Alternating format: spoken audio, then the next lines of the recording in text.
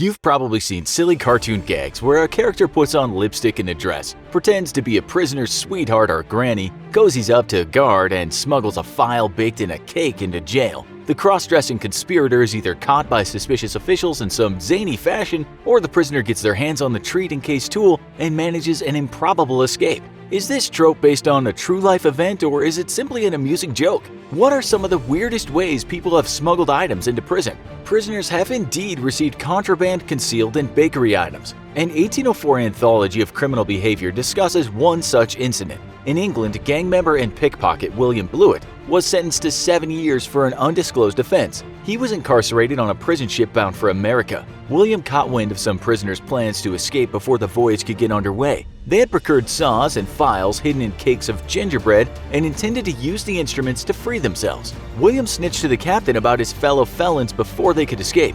This was one instance where snitches didn't get stitches. The grateful captain pardoned William for his loose lips. Sadly, William quickly returned to a life of crime. People also tried the tools hidden in cakes exploit in America. In 1909 Los Angeles, a Mr. Humley was arrested for passing a forged check. While jailed and awaiting trial, he was sent 2 cakes, one frosted with chocolate icing, the other with white icing. The sheriff intercepted the package and thought the sweets were curiously heavy. Cutting open the cakes, each was found to contain half of a .38 caliber revolver. Mr. Humley had an elaborate plan to reassemble the gun, threaten or kill guards in order to get the jail keys, and make an escape. He and his accomplice who sent him the cakes planned to sail to Mexico, where they hoped to get involved in the opium trade. For the cake caper and his bad checks, Mr. Humley was ultimately sentenced to 7 years at Folsom Prison.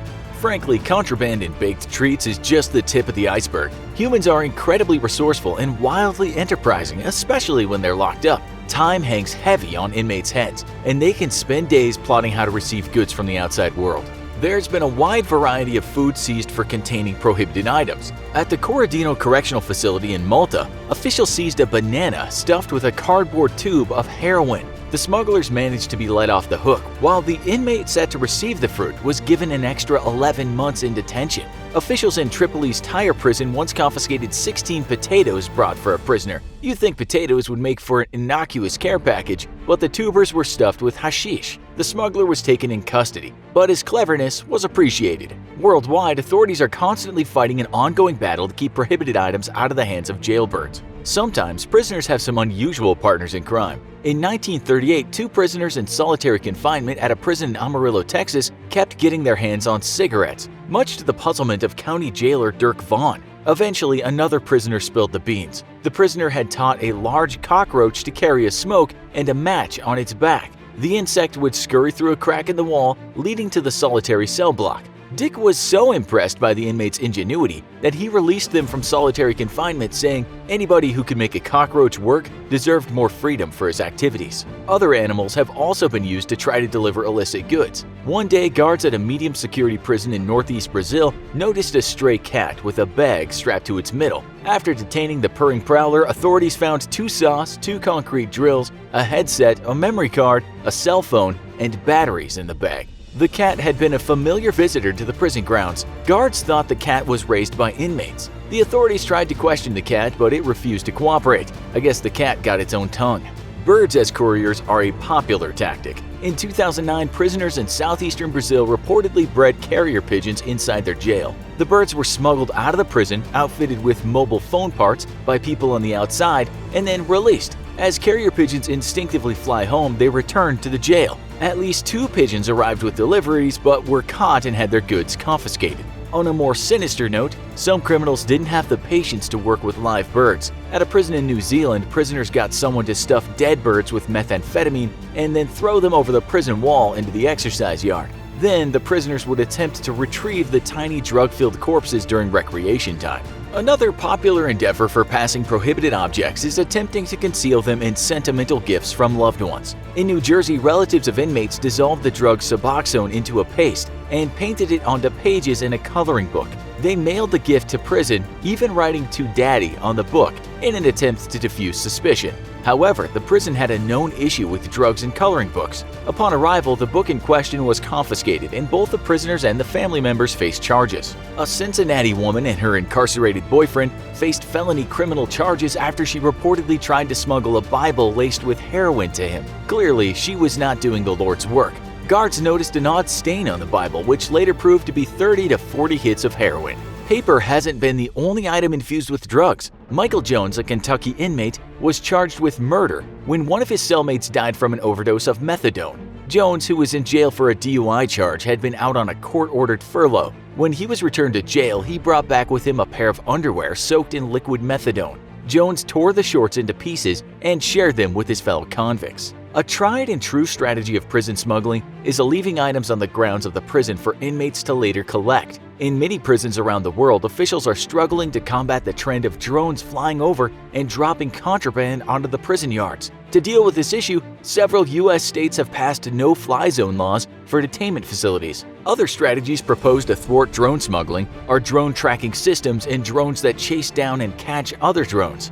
Dutch authorities tried out a drone hunting eagle program, but had trouble getting the birds to cooperate. One man tried to achieve an illegal prison delivery via arm power. Christian D. Moore tried to throw a football filled with cell phones, pot, and heroin into the inmate exercise yard at the Cottonwood Correctional Facility in Jackson, Michigan. Unfortunately, the heavier-than-normal ball only made it over the first fence, failing to clear the second one. The football was recovered by prison staff, and Moore was convicted of furnishing contraband to a prisoner and being a terrible passer. Probably the most common method used for transporting banned items is the human body. In 2006, a grenade was detonated in a Colombian jail, killing 5 inmates and injuring 20 others. Officials were stunned when they found out how visitor Linda Alvarado delivered the explosive. We'll let you figure out where she hid the grenade. Yes, there. In fact, women inserting and attempting to carry illegal items is so commonplace, there's even a slang term for it: prison pocket. Since guards at the Colombian prison were not allowed to inspect the genitals of female visitors,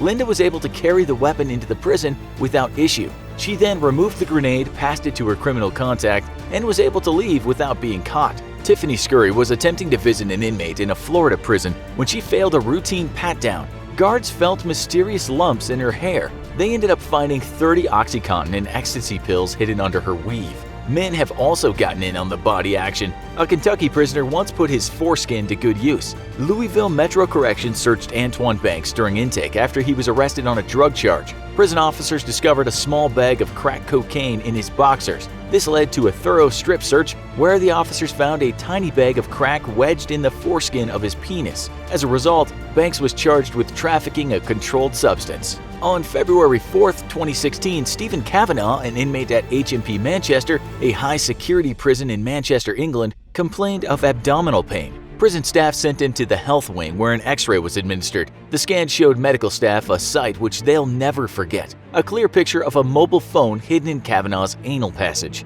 The inmate was sent to a segregation unit where he was forced to pass the phone. In May of 2019, a visitor attempting to enter a Virginia jail was caught with nearly a dozen oxycodone tablets under their dentures. As a result, they ended up with serious felony charges. Obese visitors and inmates have attempted to smuggle weapons and drugs hidden in their fat folds. Other places humans have hidden items include prosthetic limbs and in the socket of an eye that had been lost in a fight. We could go on and on, but you get the idea. People are disgustingly creative. Prisoners caught with contraband can face a variety of punishments. Of course, the severity of the punishment depends on the behavioral history of the inmate and the item they were caught with. Common punishments include the loss of privileges such as phone time, TV, or visitation. If the found contraband is a weapon, the offender might get segregation or solitary confinement. In the worst incidents, inmates face new charges and have time added on to their original sentence. People caught smuggling contraband to prisoners can also be charged and given fines or even a jail sentence of their own. Considering the likelihood of being caught and the high consequences, why do criminals take the risk? There are a variety of different reasons. Prisons can be a dangerous place and inmates want a weapon to protect themselves. Being locked up is also boring, and having drugs or a mobile phone can make time pass faster. As cell phones have become an ubiquitous part of modern life, they've shown up in ever-increasing numbers smuggled into jail. In 2006, the state of California seized 261 mobile phones from inmates. By 2010, they confiscated a whopping 10,700. In 2018, officials confiscated over 13,000 mobile phones. A smartphone means a link to the outside world, an endless source of online information, and a potential stream of revenue. A gangster in New Jersey was caught using a mobile phone to run an identity theft ring that brought in $250,000 for him and 8 conspirators on the outside. He's definitely not the only criminal to run an empire via smartphone from inside a jail. Before his death, creepy cult leader Charles Manson was twice caught with a mobile phone.